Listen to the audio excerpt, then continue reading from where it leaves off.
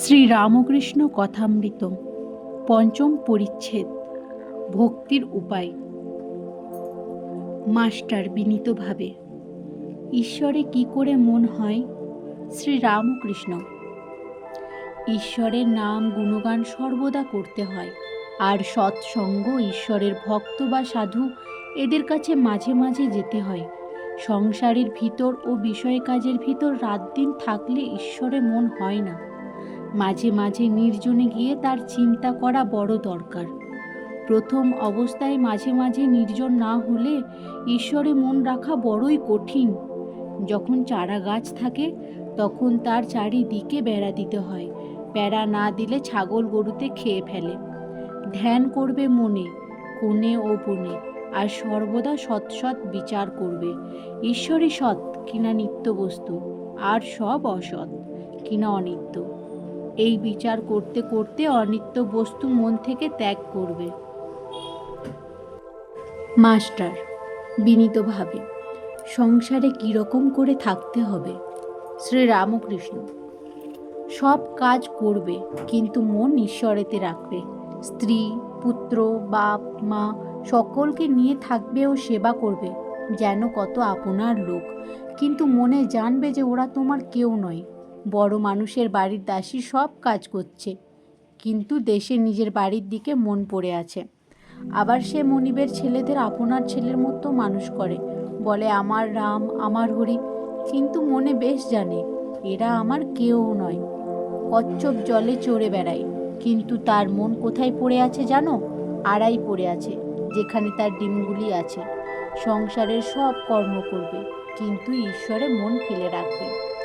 ঈশ্বরের ভক্তি লাভ না করে যদি সংসার করতে যাও, তাহলে আরও জড়িয়ে পড়বে। বিপদ, শোক, তাপ এসব অধৈর্য হয়ে যাবে, আর যত বিষয় চিন্তা করবে ততই আসক্তি বাড়বে। তেল হাতে মেখে তবে কাঁঠাল ভাঙতে হয়, তা না হলে হাতে আঠাল জড়িয়ে যায়। ঈশ্বরে ভক্তিরূপ তেল লাভ করে তবে সংসারের কাজে হাত দিতে হয়। কিন্তু এই ভক্তি লাভ করতে হলে নির্জন হওয়া চাই। মাখন তুলতে গেলে নির্জনে দই পাততে হয়। দইকে নাড়ানাড়ি করলে দই বসে না, তারপর নির্জনে বসে। সব কাজ ফেলে দই মন্থন করতে হয়, তবে মাখন তোলা যায়। আবার দেখো, এই মনে নির্জনে ঈশ্বর চিন্তা করলে জ্ঞান, বৈরাগ্য, ভক্তি লাভ হয়। কিন্তু সংসারে ফেলে রাখলে ওই মন নীচ হয়ে যায়। সংসারে কেবল কামিনী কাঞ্চন চিন্তা। সংসার জল, আর মনটি যেন দুধ। যদি জলে ফেলে রাখো, তাহলে দুধে জলে মিশে এক হয়ে যাবে। খাঁটি দুধ খুঁজে পাওয়া যায় না। দুধকে দই পেতে মাখন তুলে যদি জলে রাখা যায়, তাহলে ভাসে। তাই নির্জনে সাধনা দ্বারা আগে জ্ঞান ভক্তিরূপ মাখন লাভ করবে।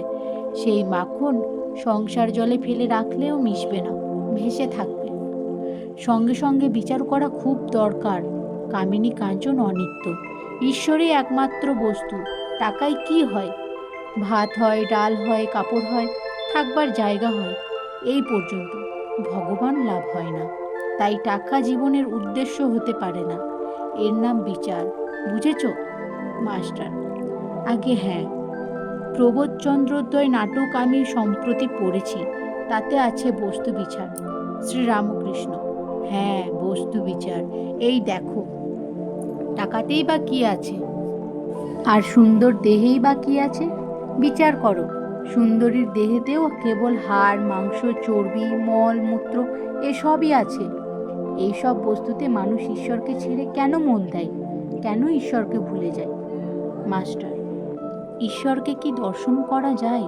শ্রীরামকৃষ্ণ: হ্যাঁ, অবশ্য করা যায়। মাঝে মাঝে নির্জনে বাস, তার নাম, গুণগান, বস্তু বিচার এই সব উপায় অবলম্বন করতে হয়। মাস্টার: কি অবস্থাতে তাকে দর্শন হয়? শ্রীরামকৃষ্ণ: খুব ব্যাকুল হয়ে কাঁদলে তাকে দেখা যায়। মাঘ ছেলের জন্য লোকে এক ঘটি কাঁদে, টাকার জন্য লোকে কেঁদে ভাসিয়ে দেয়, কিন্তু ঈশ্বরের জন্য কে কাঁদছে? ডাকার মতো ডাকতে হয়। এই বলিয়া ঠাকুর গান ধরিলেন: ডাক দেখি মন ডাকার মতো, কেমন শ্যামা থাকতে পারে, কেমন শ্যামা থাকতে পারে, কেমন কালী থাকতে পারে। মন যদি একান্ত হও, জবা বিল্ব দল লও, ভক্তি চন্দন মিশাইয়ে, মার পদে পুষ্পাঞ্জলি দাও। ব্যাকুলতা হলেই অরুণ উদয় হয়, তারপর সূর্য দেখা দিবেন। ব্যাকুলতার পরে ঈশ্বর দর্শন। 3 টান একত্র হলে তবে তিনি দেখা দেন। বিষয়ের, মায়ের সন্তানের ওপর আর সতীর পতির ওপর টান। এই 3 টান যদি কারোর একসঙ্গে হয়, সেই টানের জোরে ঈশ্বরকে লাভ করতে পারে। কথাটা এই, ঈশ্বরকে ভালোবাসতে হবে। মা যেমন ছেলেকে ভালোবাসে, সতী যেমন পতিকে ভালোবাসে, বিষয়ী যেমন বিষয় ভালোবাসে। এই 3 জনের ভালোবাসা, এই 3 টান একত্র করলে যতখানি হয়, ততখানি ঈশ্বরকে দিতে পারলে তার দর্শন লাভ হয়। ব্যাকুল হয়ে তাকে ডাকা চাই। বিড়ালের ছানা কেবল মিউ মিউ করে মাকে ডাকতে জানে। মা তাকে যেখানে রাখে সেইখানেই থাকে। কখনো হেসেলে, কখনো মাটির ওপর, কখনো বা বিছানার উপর রেখে দেয়। তার কষ্ট হলে সে কেবল মিউ মিউ করে ডাকে, আর কিছু জানে না। মা যেখানেই থাকুক, এই মিউ মিউ শব্দ শুনে এসে পড়ে।